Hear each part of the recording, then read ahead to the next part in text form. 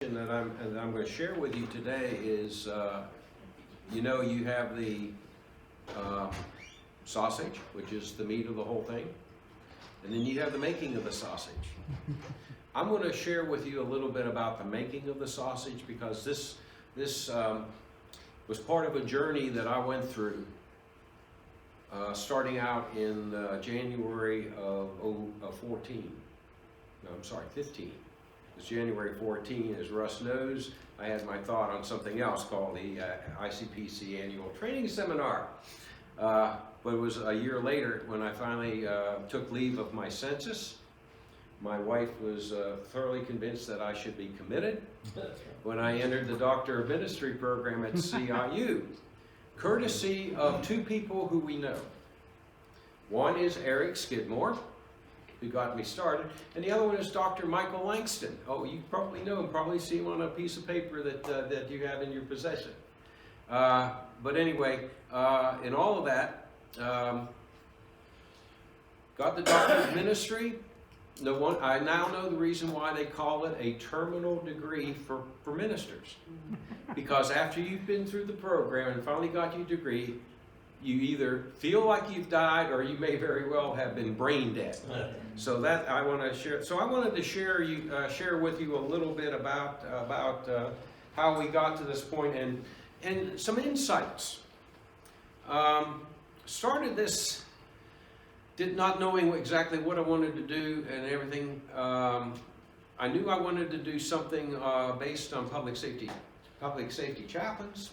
I had several different ideas, but I really didn't crystallize until we got a little bit later.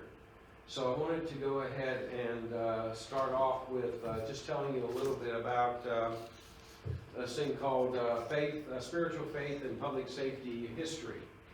Minimal scholarly work. Now we're talking about scholarly, okay? There was a joke about doctoral students and doctoral candidates, and those of you who've been through doctoral programs know this one very well. As a doctoral student or candidate, you have no original thought unless it's backed up by 5 peer-reviewed articles with a date of no older than 5 years, and it is part of your bibliography. So I went and I started looking at this thing of spiritual faith. And there's a lot of spiritual faith articles out there. As I said this morning, spiritual faith, Dr. Nuasma had some studies out there, but a lot of other folks had a lot of studies on spiritual faith and on religion, etc. But whenever I tried to marry it up with public safety officers, with police, with fire, it was sparse. It was sparse.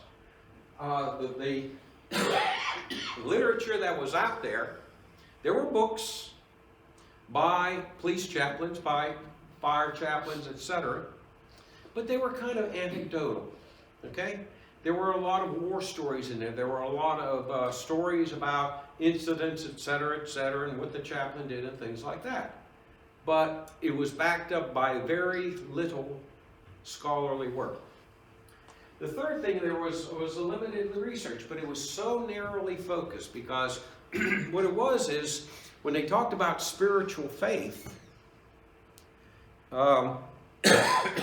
and people who utilized it, it was so narrow, and it usually ended up with another group that could not be applied to the public safety. Okay, that was a frustration. There was this what is called non-generalizable data, of which this study here is non-generalizable. That's because it's such a small group that you can't apply it to the entire range of public safety officers throughout the United States. Okay? The other thing is some of the findings were so superficial. There was always the thing of, well, religion was mentioned and everything, but it was just kind of like an afterthought. It was nothing that was in depth. And by the way, of course I'm seeing our colleague here writing notes.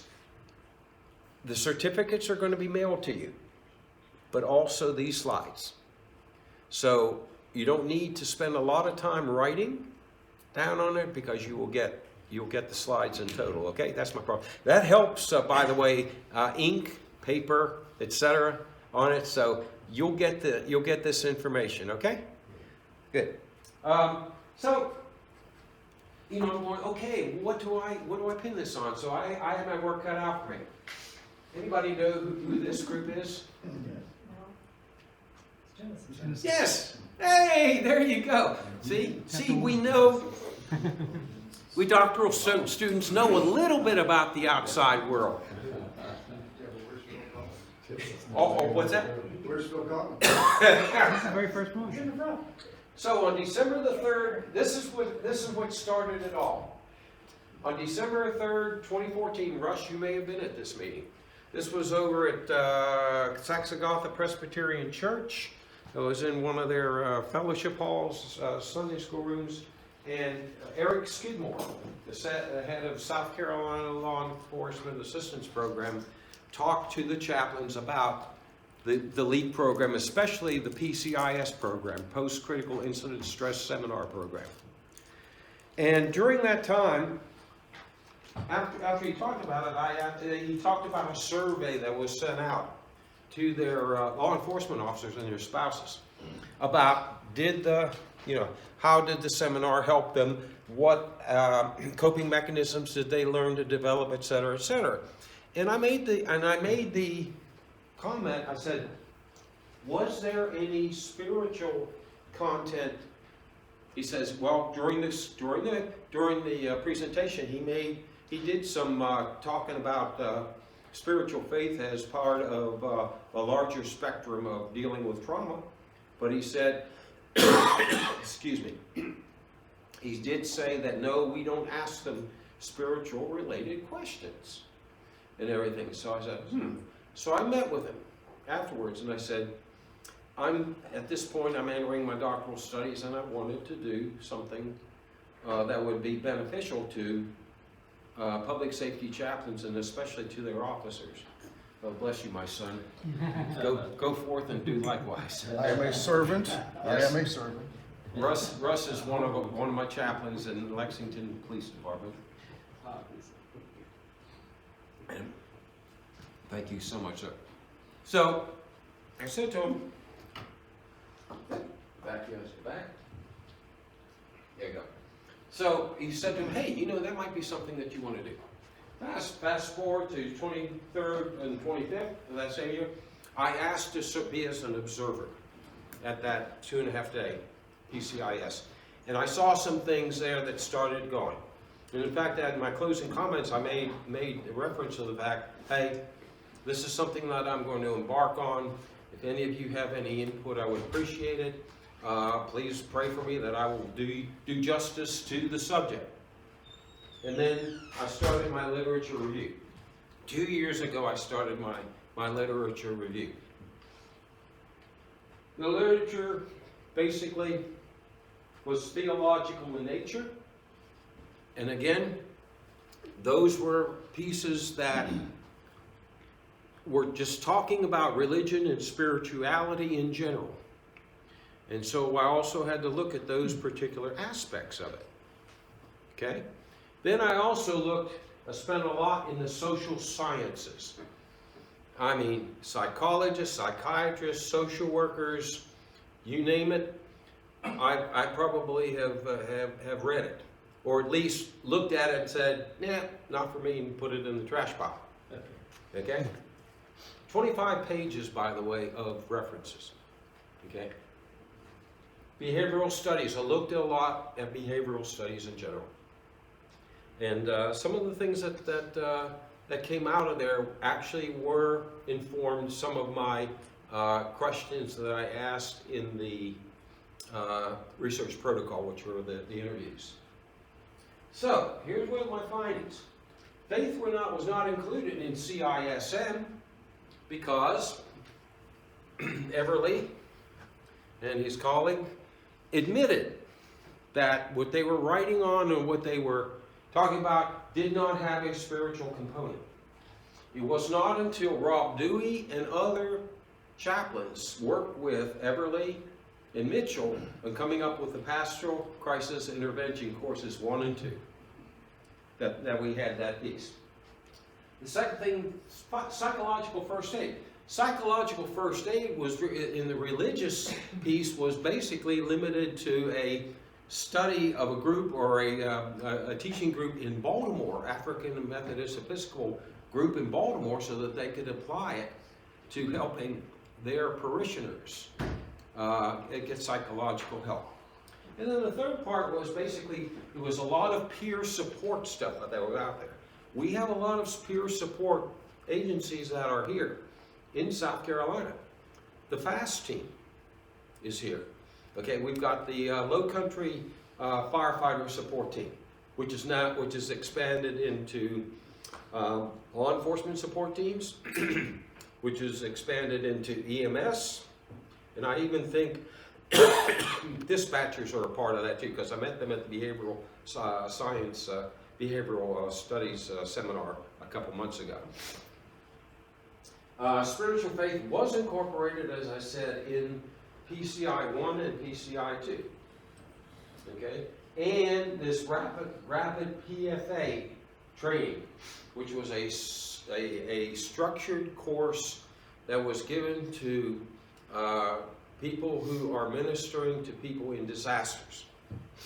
Then we started, I finally found only 4 studies that actually had the term spiritual and police or fire in them. 4.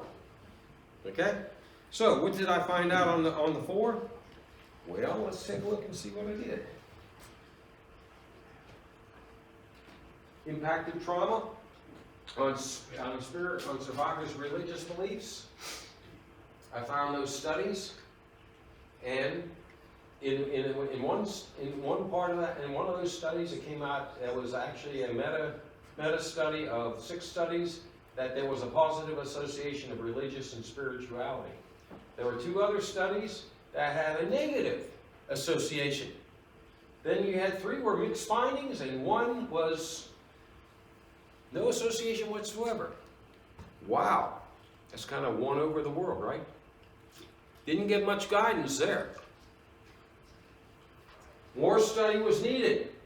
There is that wonderful phrase that if you have done a study and you're doing your dissertation or your thesis, always put at the end, more study is needed, okay?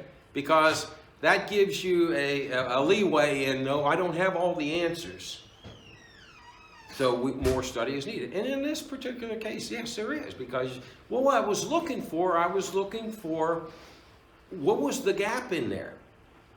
You always look for, and any time you're doing a study, especially a doctoral level study, you want to fill a gap. And believe me, the gap that I found was mighty, mighty large. We had some more behavioral studies. O'Rourke and the team there did 12 studies, looked at survivors' religious beliefs. These were not public safety. These were just survivors of trauma. Guess what they found? Bing, bing, bing, inconclusive. Arena et al. And Helgerson, Shakespeare, French, and copying. That's easy for you to say. You don't have a positive. Religious and spiritual healing and PTSD were benefit finding. So they said, yes, it's good. But did they go into the reasons? Did they go into the impact? That's what I was looking for. Religion and spirituality, RNS, was a factor in trauma healing these ways. It was positive among child abuse victims. It helps promote healing. It practices positive coping mechanisms for the Katrina victims.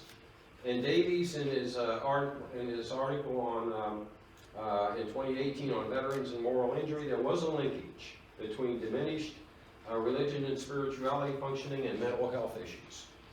So cooperation between the clinical and the spiritual practitioner were necessary.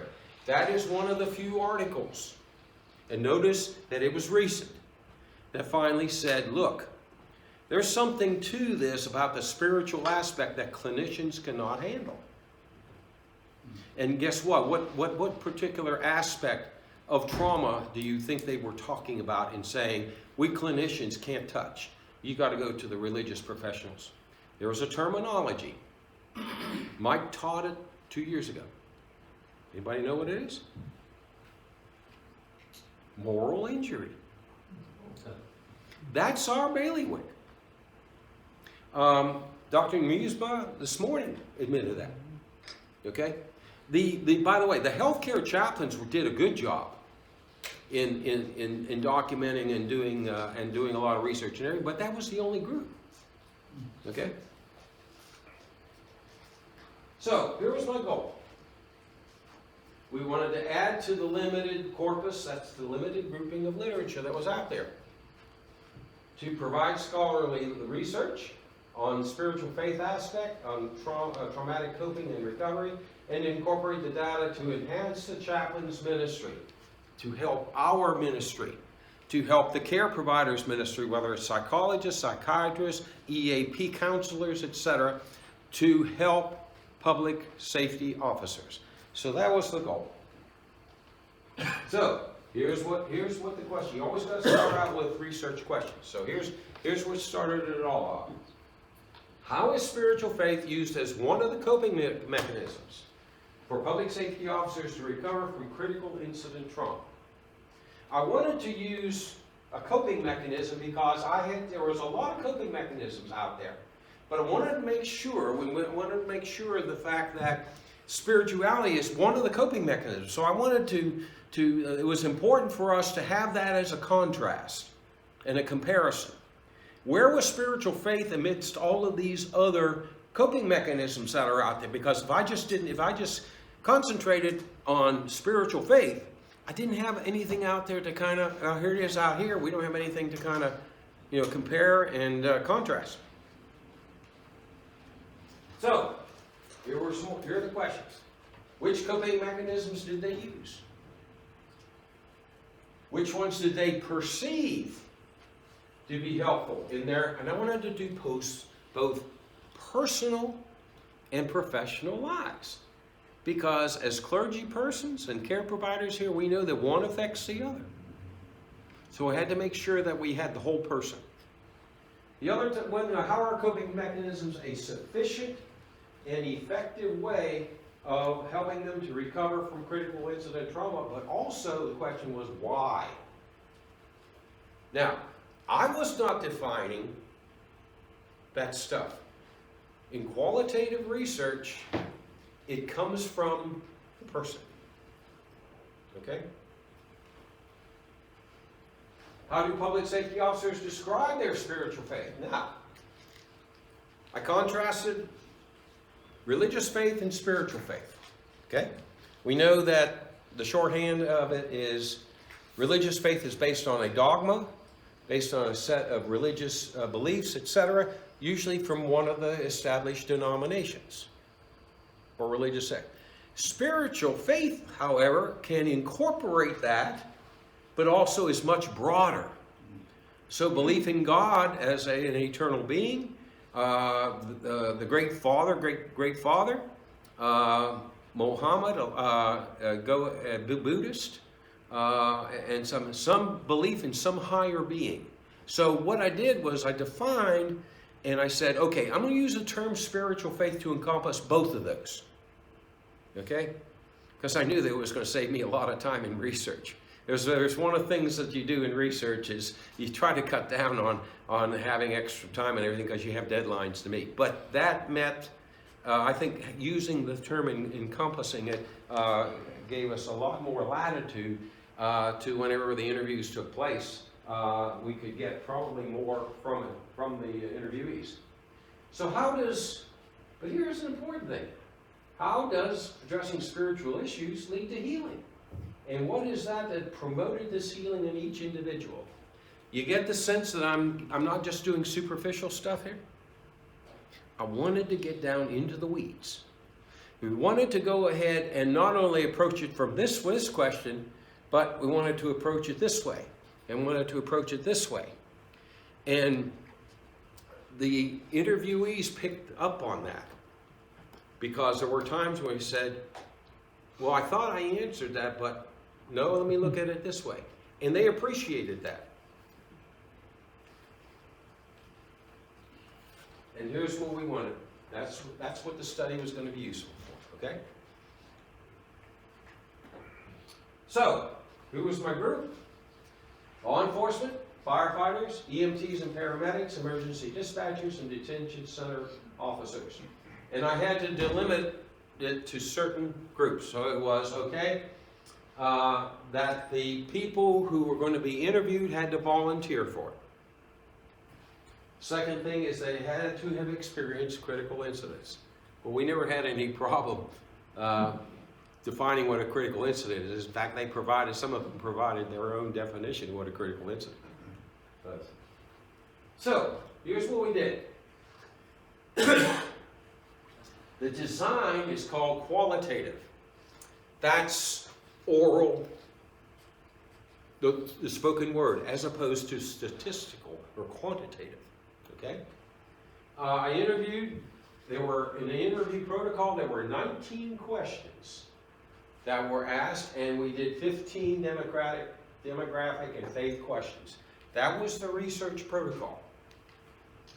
One of the things that you do is if you interview one way, you got to do the rest of them the same way. So what we did is limited it to South Carolina because I could drive there and get back basically the same day. So we did, it was face-to-face interviews. There's this, part of the qualitative design is what is called a grounded theory methodology. The data that they give you points the way. It's not anything that I came up with. It's not anything that preconceived. It's not anything that the people who wrote all that precedent literature came up with. Yeah, they had their theories. Yeah, they had their studies. Yeah, they had their conclusions, and etc. This came from the folks, the interviewees. There was always a constant comparison. There was a chart in the appendices that starts at the bottom, starts at the beginning, and then it works its way through. And it's a timeline along with the different benchmarks. During the basically 8 months, 9 months that I did the interviews on, there were 4 additional questions that we added to it because of filling in some gaps and say, oh, we need to go ahead and do this. So that's why there was a constant comparison. So what happened is you take this data that you get here, and then you put it in software that's called Deduce, and it allows you to transcribe digital transcripts. Took the digital transcription, sent it to a place called Rev, of all cases, Rev.com. They came back within 24 hours with the transcript. Then I was able to take that transcript and basically go down line by line or paragraph by paragraph and code every thought, everything that was said. In doing that, out of 17 interviews, came out with the initial code 699 different codes. Then what we did is I pulled that into 40 focus codes.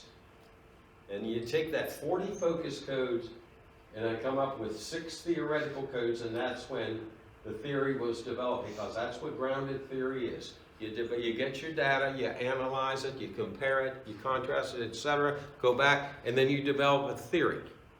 And my theory was, hey, this is how public safety officers use spiritual faith to help them overcome critical incident trauma. These were the 6 theoretical codes.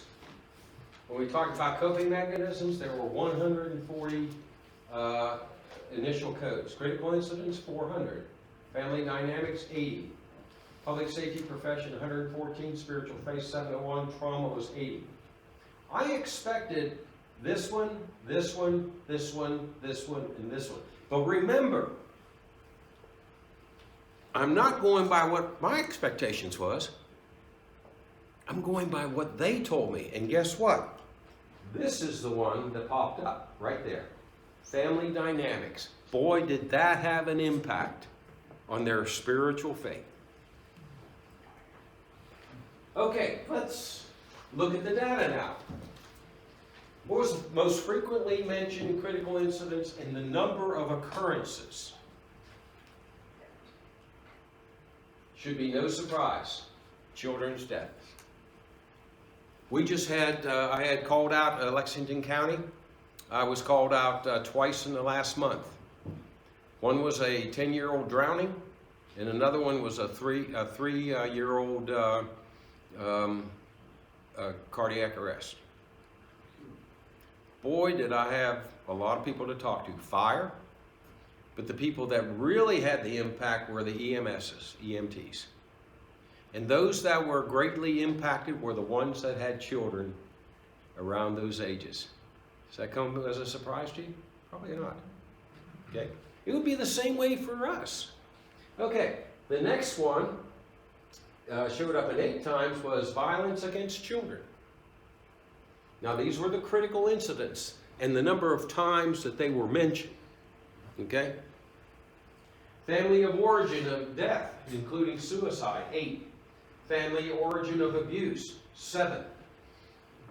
Two of the female interviewees had molestation by family members, either as a child growing up or as a young woman. And they were still dealing with that. That's the reason why family of origin came up as a theoretical code. Line of duty death, there was 7. Officer involved shooting, 7. Death by fire, 4. Personal endangerment, 3. And co-worker incompetence, 2. Okay? Those were the ones that came to the surface. Okay? And then there was a host of others. Critical incident emotional responses by occurrence.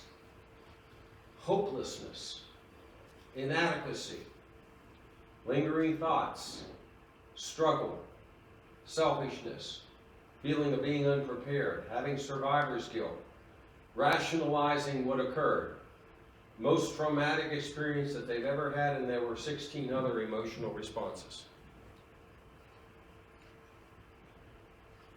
Coping mechanisms. Now this is too small, but I'll try to walk you through that. Physical exercise and working out basically was, those 6 were male. Alcohol, 6. Therapy, counseling, 6. Prayer, 5. Studying, reading the Bible, 5. Talking with a family member, 5. Talking with spouse, 4. Talking with friends, 4. Don't want to talk to anybody, 4. Journaling, 3. Being alone with solitude, 3. Crying. Talking with the chaplain. Going to church. Cutting. Self-medication. No coping mechanisms. Shove aside feelings. And then there were 22 other coping mechanisms. These were the coping mechanisms that they utilized. Okay? That was the background in which we contrasted their spiritual coping mechanisms. What were their most effective? And by the way, I just realized that I did not tell you what my group was. 3 law enforcement, 4 fire, 3 EMTs, 4 dispatchers, and 3 detention center officers. 13 were Protestant. They were Protestant or Catholic. 1 was a self-declared Buddhist. 1 was a Jewish. 1 was a Muslim. Another one was a self-declared agnostic. That was my group. These are the most effective coping mechanisms. There you have family and home was at the top. Again, that was mentioned. Religious faith, followed by talking with a spouse, church, physical exercise, and then there was mentioned being alone, watching movies, TV, EAP, PTSD counseling, prayer, forgetting about everything and keep it working at the job. Family of origin marital status versus their own. Both parents divorced, 5 of them. And they were divorced, 5 of them. Both parents divorces, but they were married, 4. Both parents divorced, single, 1. Raised by a single parent, single, 1. Raised by a single parent in relationship with a child, also having a child. So that, 1. Parents both still married, 2. And married. Both parents still married, divorced, 2. And both parents still married and they're in a relationship, 1. So there was some impact of dysfunctional families, split families, etc. of origin. So again, the family of origin did have an impact. Now, this is where we start getting into some very telling data. Their concept of God. 15 of them mentioned that God was their emotion, turning to God was their most effective coping mechanism. They said 5 of them said God was all powerful, that God was in control and a steadying force. 4, knowledge, understands me, protector. 3, walking with me, provides guidance in what is like. 2, knows what is best, omnipresent. 2 said explain unknown things. And 16 had different other concepts that were mentioned. I want you to make note of the metaphors. All powerful, in control, setting force, knows and understands me, a protector, walking with me, provides guidance as to what is right. There is a correlation in all of those. That came out in one of, and informed one of the conclusions. Now, that was concept of God. Now let's look at their concept of faith. Provides comfort, makes sense of things, shows God's purpose and plan for me, blocks out bad things, most helpful in critical incident trauma, helps me to improve myself, leads me to prayer, and there were 59 other concepts that were mentioned.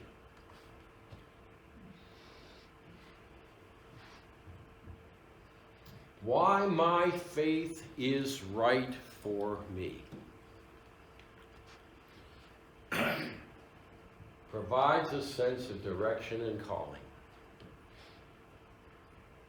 You think these people are just in it for the money? We know that isn't true. Law enforcement, public safety folks are some of the most underpaid public safety servants that we have out there. So's preachers, right? So it's got to be more than just that. Provides guidance in life and protection. Provides spiritual growth and witness. Help me to survive critical incidents. Realization of God's presence and help. God knows me and understands me. Provides answers to what I need. Provides security and the promise of everlasting life and assurance that I am not alone.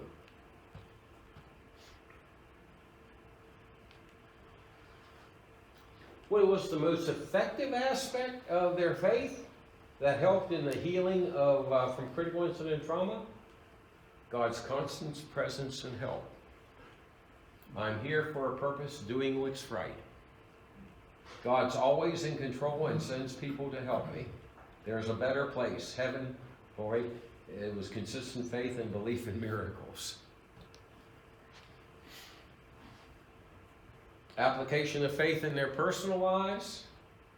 Better person, witnesses to others, stronger faith, basis for living, treat people better than help them, brings better life and balance to life, remain positive in all situations. God cares, is my helper, and I die daily to self. What about in their professional life? Let's look at those. Be a better officer and a model for others. Strength to do the job. Help people, love, understand them. Build faith support system. integrate faith with other skills, and provides protection and peace. So, here's some aspects to critical incident trauma healing. I can help someone just like I was helped as a child. That came out of one of the interviews. Another one was, if I weren't spiritual, I would never have gotten through this crisis. I know that I am never alone. God is always there for me. God gave me the strength to do my job. My stronger faith tells me that God has a purpose for me. Faith has helped me to stay sane. Faith helped me to let go of my pain. These are heartfelt, emotional responses. Aspects of critical trauma healing helped me to realize that I had PTSD and needed help. Helped me not to focus on the bad calls. Made me more thankful to God each day. Has raised within me the sense of the spiritual. Faith brought me to the realization that healing is a continual process, and it helped me to refocus on the good life. Continuing on, most effective aspect of it was journaling. Provided goodness of God and His Word. Faith kept them whole and brought about healing when they needed it. Kept them whole and healed me. Gave me the confidence, strength to do my job. Ability to pass strength on to others, especially my students. Faith helped me to remain calm so that I can help others in my job, and gave confidence that I had done the best that I could. This idea, at least half of the folks that I interviewed were field training officers or in supervisory positions where they conducted training. And so their spiritual experience came out that they were able to pass that on. What I found out too was, even though you had the state and religion keeping those apart, especially all working for governmental agencies, but guess what, folks? They found ways to share their faith in their job. There is. I mean, we're in the Bible Belt. It's alive and well. They do it. They're able to. It may not be blatant. It may be done in the privacy of the squad room or something like that, or the break room or whatever, but they're sharing it. They're out there sharing it. This is real. So, interpreting the finding using the research question. This is what I went back as I was comparing this. Okay, what coping mechanisms did they use that they perceive as most helpful? A sufficient and effective way to recover from trauma. Again, describe their spiritual faith, personal, professional life. What was a sufficient and effective way to help them recover, and why? What aspects that were most helpful in addressing faith issues led to healing, and what was this that promoted those healings? Those were the questions that were being answered by the information that you received, that I just said. So, here are some of the conclusions. And I really did not expect to come up with something new. That was like, oh my gosh, we never thought about that. What we did is we found that the coping mechanisms that were used by that group were available to anyone, uniform or civilian. That alcohol and self-medication utilized were early in their lives, and before adequate coping skills were developed in their young, early adult, and events overwhelmed them. Two of the study group turned to family members who were former public safety officers and served in that capacity in the military, who knew what it was like. So they did turn to people who had been there, done that. Spiritual themed coping mechanisms were mentioned 15 times by the study group members as their preferred method. That is over 50% of the study group says, that was my preferred method of coping. Spiritual faith. Okay, what did they do? Prayer, studying the Bible, going to church, talking with a chaplain. Okay? Those who utilized those were basically coping mechanisms that they learned growing up in a faith-based family or community. impact of family of origin, big time. Hey, Dave, Yes, that brought up a question in my mind. What are the millennials gonna do in 20 years? funny you should mention that. I'm going to give you a couple of our millennials, some of their responses. But you're right. It's like, okay, we'll come back to that, okay? Those who were diagnosed with severe trauma when they were young, EM3,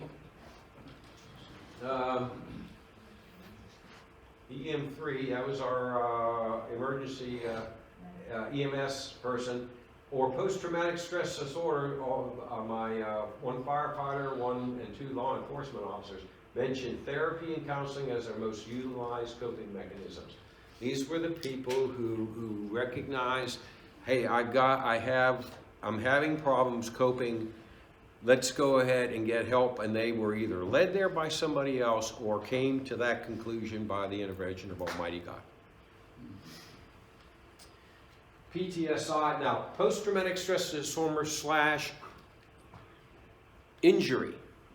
A couple years ago, Mike Langston explained that they were trying to go ahead and get a change from disorder to injury because it was much more, it gave out a different message. Because if you say you have a disorder, that's kind of pejorative. But if you have an injury, okay, we can cope with that. Everybody has had injuries of one sort, so that's something that we can work with. And Yes, sir. Michael has explained that disorder means there's something wrong internally. Yes, exactly. Injury is something that's happened from external. Exactly. So basically, they also, therapy came after work-related and took place in the work-mandated EAP counseling. Now, there were some who kind of said, EAP, well, I stayed with it for a while, but there were a couple of them that said, you know what, I got hooked up with the right counselor who understood what I had been through. It really, really worked. And that, by the way, were the two that had probably the most critical and severe post-traumatic stress injury of the group. So, if they were only to choose one coping mechanism, here's what they always came back to. Family and home and faith-based coping mechanisms were the leading choices. Then, when they asked about their spiritual faith and concept of God, their mainly frequently mentioned aspect was talking to God or leaning on their faith. So you looked at all those, remember that laundry list of all those coping mechanisms and everything like this, and they offered these things over here. Guess what? When we got deeper into the weeds, faith and family were the two things that brought them through. And as clergy and as chaplains, we like to hear that, don't we? We like to hear that. So here is proof among a group of public safety officers that, yes, it is a part. Dave, do you think there's some kind of skew in that you interviewed Bible-based? Yeah, that's one of the things that I came out, because I had to go ahead and say, okay, here was the limitations. And that was some of it. Yeah, I am Bible-based. It was around, especially when I had to go back by my advisor and says, you need to get some non-Christians. So as a result, I went back and got 2 more. Muslim and an agnostic. That was her 2 non-Christians, right? But anyway, and what happened there is I drew those from basically from right around where I was. Okay? Chris helped lead me to the firefighter. And then I was going through the 911 communications center one day, and somebody said to me, hey, Chappie, how's that study that you're doing? I said, well, it's doing fine, but I got to find a non-Christian. The guy kind of, he said, how about an agnostic? I said, well, that's a non-Christian. He said, well, I can help you. Yeah. Anyway, it was kind of interesting. So look at this. So here's what happened. They used tried and true coping mechanisms rather than resorting to mental health counselors. Okay? Now everybody here, we have enough age, chronological age under our belt that we know what worked for us in past coping mechanisms, okay? Hopefully we learned a long time ago beating the wife and kicking the dog ain't going to be very healthy. And so we have developed some, well, it's fuzzy. There are some people that exception, but we won't. Fuzzy has more experience in coping with people with mental disorders than we do, except if you go to your board of deacons. Believe me, in all my chaplaincy and everything, I have been a local pastor, so, and also a military congregation pastor. So you think you have trouble with your board and stuff like this? How about if your board includes the commanding general, your supervisory chaplain, and a few other opinionated peers? That's your liaison committee. Talk about pressure. So they said, we're going to go to the tried and true. We're not going to go out here and reinvent the wheel. The second thing that came out is first responders had mental health fears because they you know, the old thing of, if I talk to a mental health counselor, this is going to come back on my record and it's going to affect my career. Now, that was more true 5 years, certainly 10, 15 years ago. But talking to some of my firefighters and EMTs and everything over those last two critical incidents I was calling on, they all admit it says it's a lot easier to talk about it now and to go get help. And you're not going to get slammed for it. Now, yes, sir. We actually now have an embedded mental health commission in the sheriff's office. Good. So it's really. Excellent. And all he has a company and all he deals with is first responders. So that kind of helped our folks buy into that too. Yeah. And he's staying covered up. Yeah. And I tell you, so we ought to be thankful that we're living in an age now where getting help isn't something that is considered non-professional or unmanly or Our command staff actually got him because of our EAP. One of our deputies just wanted to talk to somebody because his fiance was mad at him. And the EAP was going to admit him to Carolina Behavioral inpatient. Which would cost him his job. Oh, wow. So, yeah. They pulled that out, so we don't use the EAP when we use the mental health. There you go. Well, again, it goes back to one of the things they don't want to go to EAP, except those two. Okay, utilizing the coping mechanisms that have worked best for them throughout their personal life were also applied to their professional life. Okay. Personal beliefs were basically the same beliefs they embraced in their professional lives. There wasn't a break at all. It just flowed smoothly. That was not a surprise. I'd have been very surprised if they had said, oh yeah, I do it differently. Now, that's even admitting to the separation of church and state and the prohibition of talking about your religious faith and stuff like that. You know, when you're on one of the interviewees was on the riot, the backup team, the reaction force at one of the county prisons, detention centers and everything like that. He says, you better believe we pray before we go in there because we don't know what we're going to find. The most interesting revelation was the metaphors. Remember I told you about those metaphors that they used to describe the concept of God and faith. And guess what? Did you see it? You see the similarity or the connection in what they did and what they do? God's got my back. God's protecting me.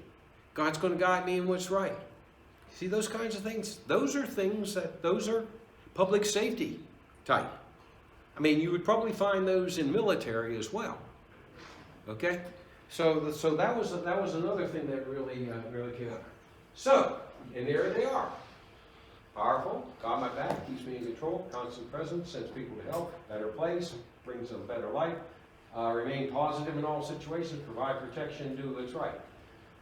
Public safety officers don't live in a world where everything is neat, fine, orderly, and everything's going to come out good. So those things should not surprise us. Okay? Because in the midst of all of this, and use the word crap, they need to find and depend upon those things that ground me. Yes, sir. But Dave, there's one that's just that, in my mind, doesn't fit any of these, because it's almost like an anomaly. Mhm. But I've had an officer tell me with his previous military experience, and currently his daughter has some terrible health issues that are not going away. Mhm. And he asked me, he says, is God punishing me for what I did in the military? Mhm. So Mhm. he doesn't see God, well, he sees God as Mhm. powerful, but Mhm. not in a helping me out of this, but as a, That is a case of moral injury. He is suffering from moral injury. Okay, now, to give the different perspective on moral injury, which he may have, I was in and out all morning, so he may have covered this. But we found out with the military folks that suffer in the military from moral injury, it's usually one they had to, it was first of all their worldview. It could be religious based or it could be non-religious based. An idea, everybody, all of God's creation has a sense of right and wrong, okay? Of what's right and what's wrong and what we are supposed to do and not supposed to do. Okay, one, they were forced in battle, they were forced to do something that was against that, violated that system. Two, they observed somebody doing that, or three, they were ordered to do it. If you take those components, then you have some basis for moral injury. Let me get through this because I've got a clip that I want you to listen to. So the faith in God metaphors need to be in control, source of protection, comfort, view people at their worst, seriously affect people's lives, and hope they have made a difference in the world, a better place.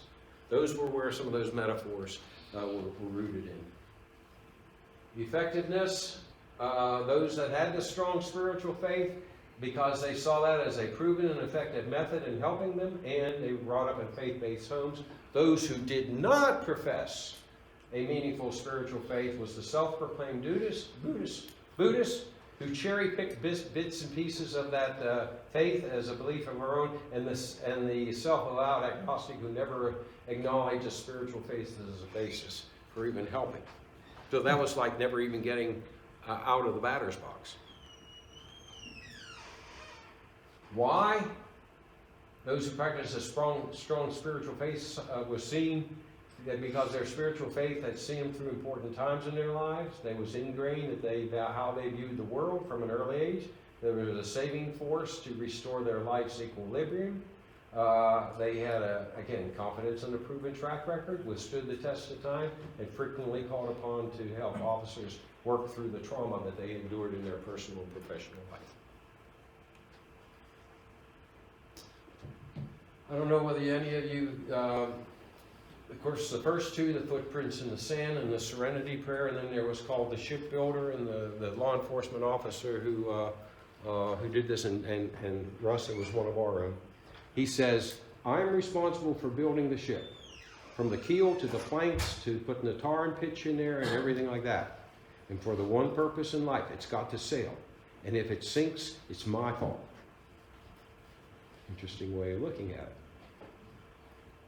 I came away from that. I did memos, by the way, after the interviews, after I did the coding, and then afterwards in the last week.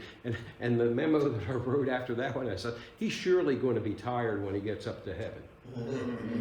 Because he's trying to drive that ship all by himself. It's not so much his belief in God and letting things go. He's got to have a hand in it, and to include his own healing.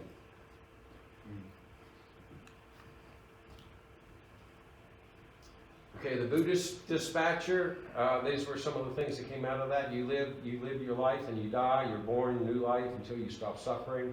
To stop suffering, you have to stop wanting. And when you don't want anything, you don't suffer. You've already had everything. And later she said that emptying herself so that she could be available to others. That was the basis of her faith. Now, here's an interesting thing. For the Jewish law enforcement officer and the Muslim firefighter, they used the same words and phrases when it came to God, relationship to God, and spiritual faith that the Protestants did, that the Christians did. I looked at it and I said, oh yeah, that makes sense. Because guess what? They do worship the same God, but then that's where it parts from what our Christians, from us Christians. Okay? What is it that promotes the healing? The belief in God and the faith are gained. From it, you help let go of the pain. The detention center said watched his mother being beaten up by her boyfriend, and then served on the detention center reaction team. He said that this is what life is really like. And he looked to the faith as why do bad things, to answer the question, why do bad things happen to good people? 20-year-old firefighter rescue recovered from PTSD. He says, I had to bow down to starting over with because it's something that I did not have control over. And that was coming to grips. Not an effective way to, the training is not an effective way to heal, but firefighters have to have a spiritual faith in order to survive their profession. A Pentecostal holiness, he rejected spiritual rules, but here's what happened. He says he saw negative aspects in organized religion, and that colored his view. But guess what happened? When his ex-wife prevented him from taking his daughter to church and be a part of her life, he put aside his religious skepticism and looked to spiritual faith to become a better person and a role model for her. Isn't that marvelous? Okay, I'm gonna run through this because, and you'll see these in the slides. I use Romans 3, 1 to 5.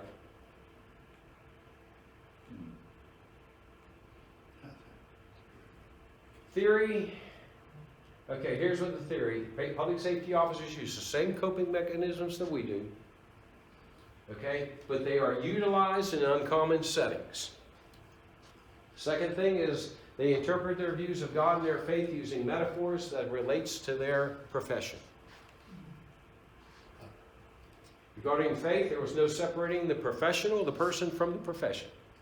Their personal faith carried over into their professional lives and influenced how they performed their job, reinforced their call to service to others.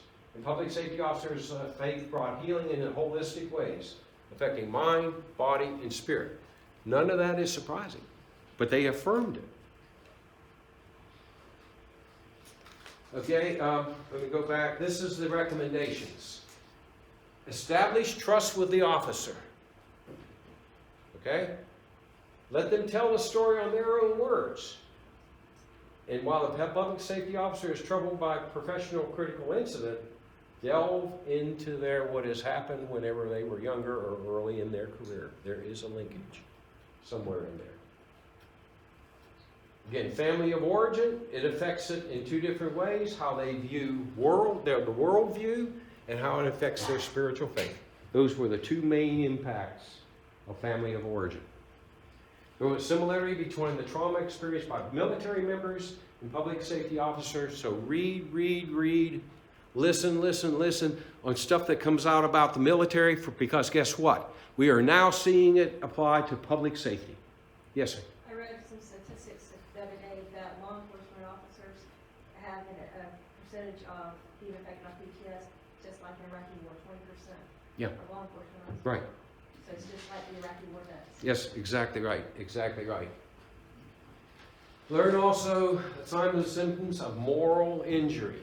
Again, I've talked to you about that, and the studies that I saw said that both the medical and the spiritual practitioners need to work together.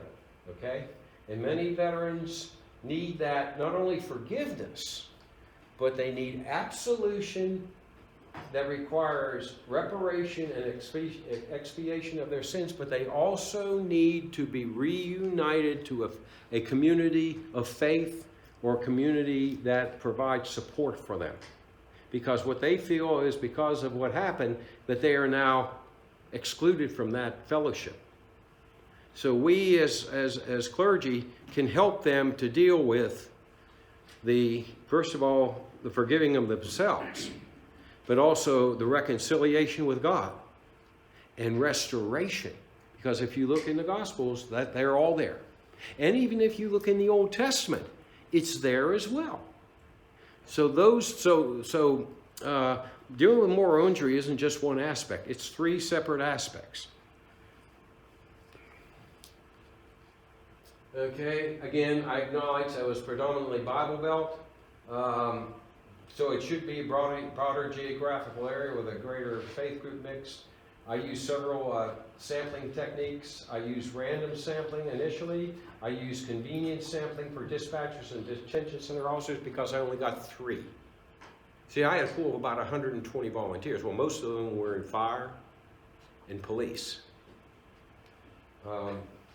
So I had to get and EMS dispatchers, and then I had the snowball effect. In other words, I had to find 2 non-Christians quickly.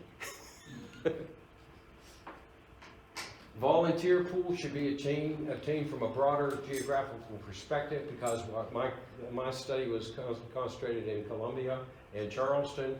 A large number of volunteers increase the chance of being randomly sampled. But the other factor was there were those that were conveniently in Snowball basically were in the same area because it was expediency. There's no discussion of Muslim beliefs, even though the Muslim firefighter in the study the original intent was to go ahead and do Christian because I felt that there wasn't a large Muslim group out there, but yet whenever we went back and did a second look, we found a Muslim.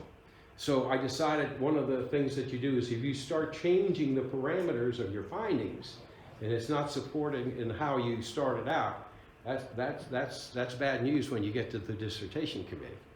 So I had to keep track of that. So when you do a larger model over a larger area, then you're going to get a lot wider distribution. The small officer mounted can't be generalized. I can't generalize this data for the United States, or even for the Southeast, or for 2 states. I can generalize it for South Carolina. Future researchers use qualitative methods to discover more about the spiritual faith among public safety officers. I want you to listen to this. This is from one of my law enforcement officers.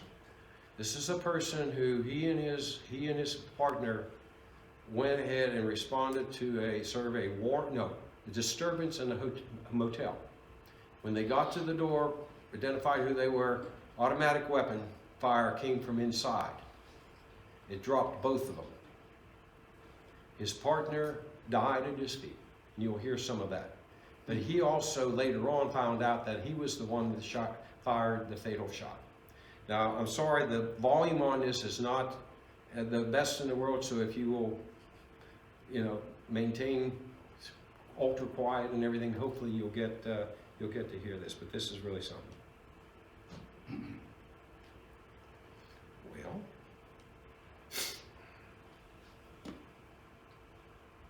you go back here and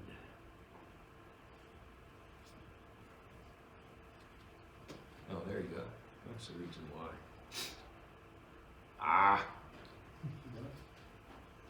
My volume isn't working.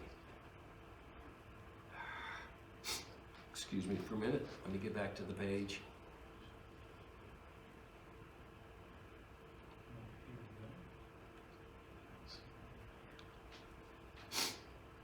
Oops, went the wrong direction. So now, there we go.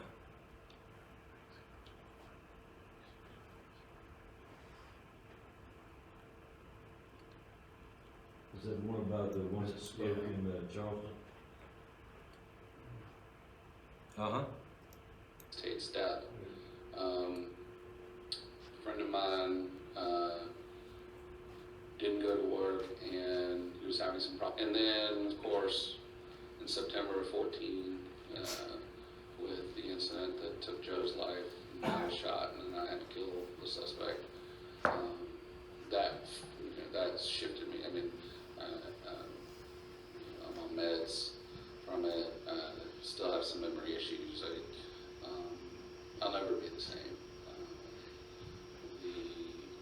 I'm diagnosed with PTSI. I had some other. It's pretty much gone away now, especially with the help of the meds. But I had anxiety-driven ADD as well, which was really bad. Suffered about 6 panic attacks. And there's been a lot of strife here at the agency over how the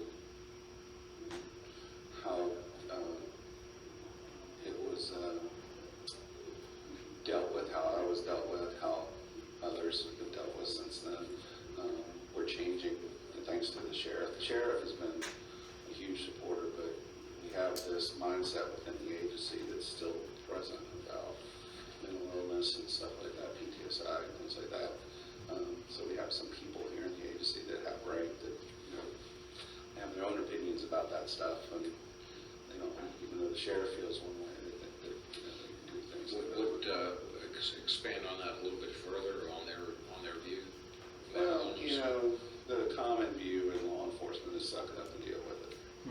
And so they don't understand the idea that if you and I were standing right beside each other and we are involved in a critical incident, how you can bounce back right away and me be totally, you know, diagnosed with PTSD, go through all these things, suicide ideation, all these things. They don't understand. You know, Right. well, you're fine. Why aren't you fine? Right. Kind of thing. And I've been told, well, so-and-so is this, you know, blah, blah, blah. You know, it's not everyone in the command staff. There's many people in this command staff that understand and are empathetic, very empathetic. However, there's still enough that don't have a good understanding and think they know that have caused issues.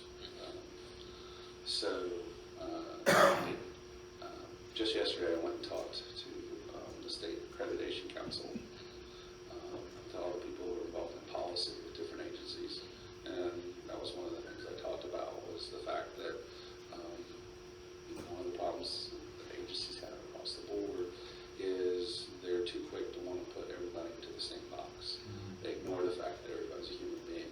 We're going to have different reactions to critical incidents, you know, and it's based on so many different factors, but we ignore that as law enforcement as a whole. And, you know, when I ask the question how many agencies are struggling to fill vacancies, everybody raises their hand. And then I ask them all to think about, you know, have you lost people in the last 3 years who you feel like probably could have saved if you had paid attention to some of these mental stressors? And everybody was shaking their head. You know, so we don't do a good job with that because of that philosophy. And, you know, cops don't want to talk about their feelings. Right. So, you know, it's not comfortable for them to do that.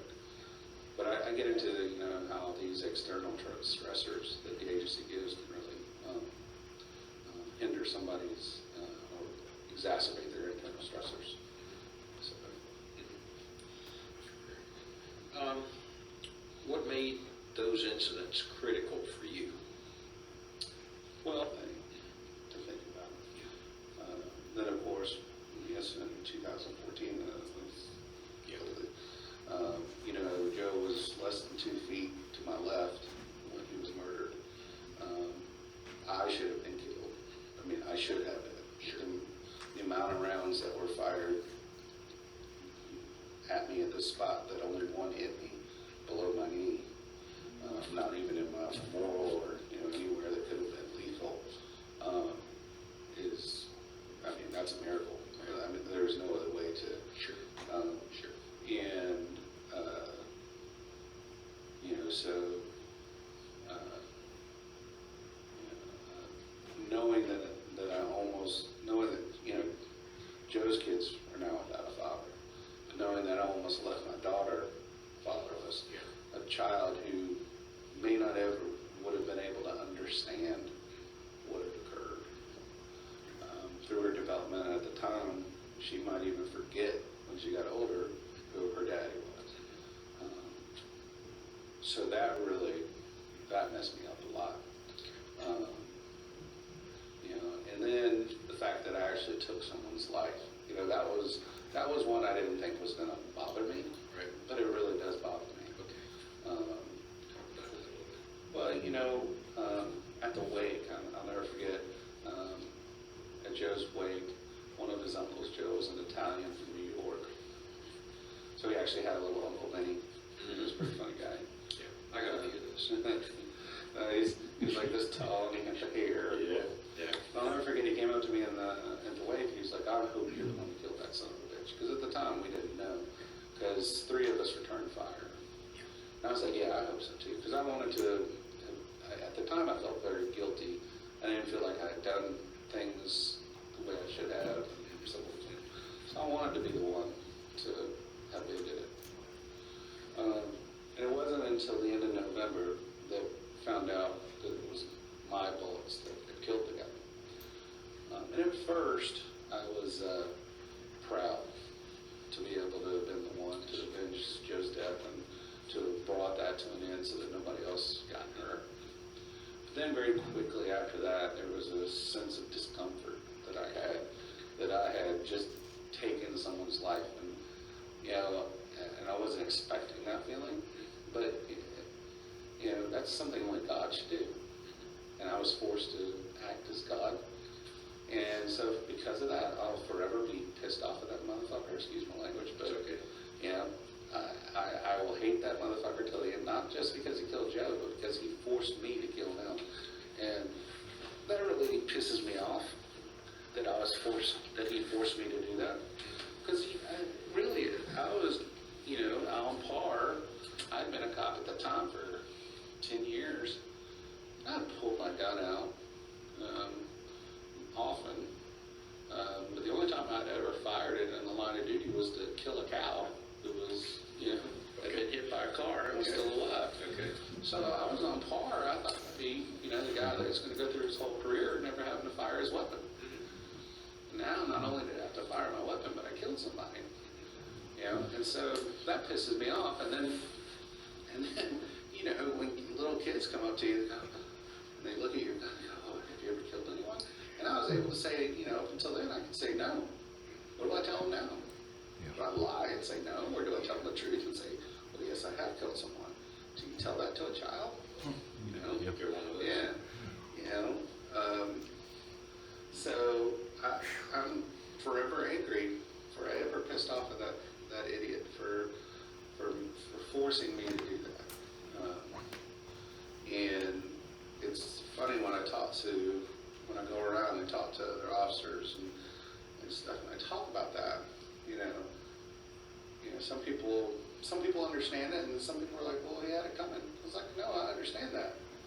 I said, "You may react completely different, but for me, for some reason, that's how I see it." What did you hear? Can you recognize some of the different aspects that we were talking about that came out of the study? Was there PTSI? He used PTSI. Was there? Survivor guilt. Survivor guilt, okay. What else came out of that? There's a moral end. Certainly, big dose of moral injury. I had to play God. I'm not supposed to be the one to do this. And he actually got angry. You tell his voice changed? Oh yeah, his voice changed and his language changed, but I mean, that was heartfelt. Mm-hmm. Guilt for living. Yeah. Very much so, yes. Shame. Now, this was this was a member of the Jewish faith. And so when we got started into talking about faith and everything like that, with the Jewish faith, there's a lot of rationalization that goes along based on the scripture. Those of you that know that, their base is very scriptural, logical, rationalizing, parsing it, stuff like that. But man, he didn't parse anything there, man. He cut right through to it, didn't he? What else? Anything? Did y'all hear anything else out of that? Yeah. I was just thinking about some of the things he said about the uncle coming up and telling him, you know, he should have shot him, hope he dies, whatever. And then other person saying, well, he had it coming. Mm-hmm. And then he even stated that he had never drawn his gun, other than a few times. But then when he shot the guy, he said, I didn't know how to react like this. Right. Sometimes I think people have a tendency to think this is how I would respond to that.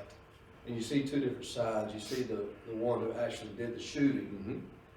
versus somebody who maybe did not do the shooting on that and may never even shot anybody. So you never know how people are going to respond Right. to an incident. Right.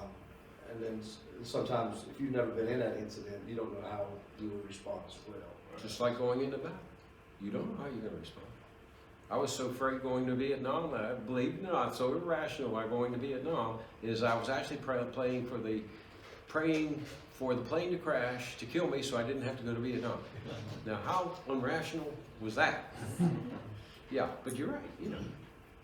So everything was fine in Vietnam until you got the last 2 weeks, and then I slept with a 45 underneath my pillow, because that's when you start getting real jumpy. But anyway, you don't know until you're actually there. I mean, I could not relate to the two women who were talking to me about being molested and stuff like that. One of the women had an interesting situation. It was probably about 10 years after she had a guy point a weapon at her head and threatened to kill her. 10 years later, she gets a call. They have to go ahead and evacuate this guy to the hospital. Well, the older brother helped her put him into the ambulance. Guess who it was? And she was this far from him. It was the guy that had the weapon, held the weapon to him 10 years beforehand. Yeah. Talk about having to reprocess a lot of that stuff. But there are a lot of things that come out and everything. And so I just hope that, you know, in sharing this stuff with you, it was not only an academic endeavor, but it was just so eye-opening. It was so gave an opportunity, like you have, like we all have, of getting to know officers and getting to know them, and you know, and they pour their hearts out. And in fact, one of them was tears. I mean, she said, you know what? I have never had an opportunity to talk about this until now. And another one said, well, you know, I came into this thinking, oh, it's just going to be about a question. Well, she ended up crying because she thought that she said, this is so therapeutic. So these are some of the things that, just some insights, so that when we talk to our officers again, we can relate to, you know, say, oh, well, did something like that happen to you before? And you know, what did you do to cope with it there? And you know, how were things? How was it when you were growing up? How were your faith? You know, are you faith? You have faith? Yeah. And by the way, I'm going to go back to George. Sorry, something that you said, Fuzzy. I studied the 2017 Pew Religious Life Survey. You know, they come out with every 4 years they come up with a religious life survey of America. And it said, one of the questions came out was, and who do you turn to for authority, for religious authority? And of course, the millennials were, well, we turn to other resources. So I asked this Buddhist, a self-proclaimed Buddhist, well, who do you turn to if you need answers of religious nature? You know what she said? I Googled it. What a theologically based device, right? One of the things that earlier, just a thought, we were sitting at our board meeting earlier at lunch talking about doing peer programs, putting people on the list to call them and just check up on them. Mm-hmm. If you knew, and I know you did, if you knew exactly what the other officer's family looked like, he told you all his future triggers. Mm-hmm. Yeah. In that study, he told you what the future triggers would be. Exactly. Marriage, weddings, a daughter, graduations, all those things he mentioned in that, he told you all those triggers. Mm-hmm. Absolutely. Yeah. And there was one officer who said, you know, because people don't know what I did, she says, I kind of stepped back and I don't associate with them. And it says, especially I feel very weird at church. And I don't, because people don't understand what I've seen and what I've done. There's another aspect of moral injury. Because, and that for him, for that officer, that's going to become a big part of trying to get him to, I think he's rationalized forgiving himself, but he hasn't gotten into the reconciliation and the restoration piece. Yes, sir. Was that the only officer involved? Yeah, this was the only officer involved shooting ahead, yeah. You're talking about, well, I think it might have been in the other classroom or whatever, they was talking about how different people, well, it might have been here, react in different ways to different things. Yeah. Because I've actually discussed, had the opportunity, I wasn't even in kind of Yeah. program like you were. I was curious more or less before I got in the chaplaincy program altogether, but I asked a former police officer one time, he was involved in the shooting. And, he actually transferred to the fire department afterwards. Right. But I asked him point blank, it was just me and him talking, we were good friends. And I asked him, I said, do you ever have any feelings about that? You know, does that ever bother you? He said, is my life or his? Yeah. And I decided it was gonna be his that day, so. I had a firefighter who couldn't go back after he had been in the fire service, locally, in one of our local ones in the Columbia area, and then went to, Afghanistan, and was a contract firefighter there, and he kept them bringing these bodies out. IEDs would blow up, and they'd go in and remove the charter and stuff like that. He could not go back into being fire. He got an administrative job. Another one said that, who had been in combat, says, you know what, there is a difference. There's some parallels between being a police officer in the military. He says, no, in the military, we've got our weapons. We know we're going to go into, you know, everybody, we got to treat everybody as a threat and everything like that. So we're armed to do that. In police, it is exactly opposite. We have got to refrain from doing those instinctual things that would save our lives. And we have got to put that on hold and literally put ourselves in mortal danger. That's how he contrasted, because he served in both arenas. Interesting. Thank you all very much for that. Got you out in time. I want you to remember, get the word out on the December 3rd training. That's Dr. Mike Langston again, and of course we're going to have Dr. Brian Bowman, who's going to do the resiliency piece. I reflected the resiliency piece in part of the stuff that he taught me whenever I was one of his students in my dissertation. That's going to be a big thing. We can, the Denny Auditorium can hold up to 300 people. And so we try to structure the December training every year to be a larger group than just chaplains. Okay? And I just want to let you know that that one of the things that we have found just in the last month or so, there is another group out there that is in need of our care and don't have chaplains. Anybody think of what branch of public safety that would be? And believe it or not, they're under public safety. You, sir? No. Dispatch. No, dispatch is under public safety. What else? Can anybody think about it? Coroners. Oh. We may, I think we're going to start having some impact, and especially probably the December seminar is going to have a bunch of people from the coroner's office there. And we need to also consider them as well, because that's a group that and they don't have a chaplain base. So anyway, thank you all very much. Have a safe trip home. God bless you. Thank you.